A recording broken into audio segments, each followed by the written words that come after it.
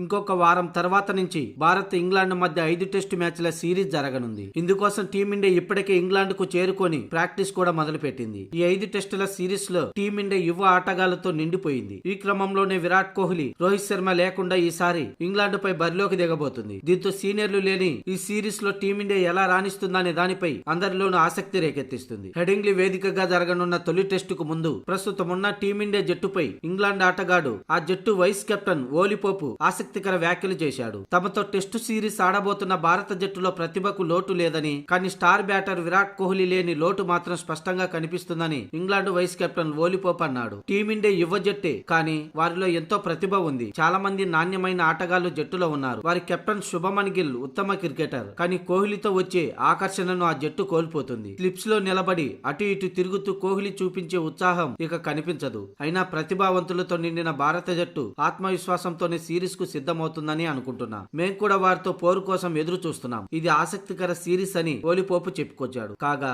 Pataudi trophy నుంచి Tendulkar Anderson ట్రోఫీగా మారిన ఈ 5 టెస్టుల సిరీస్ ఈ నెల 20 నుంచి ప్రారంభమవుతుంది. హెడింగ్లీ వేదికగా తొలి మ్యాచ్ జరగనుంది.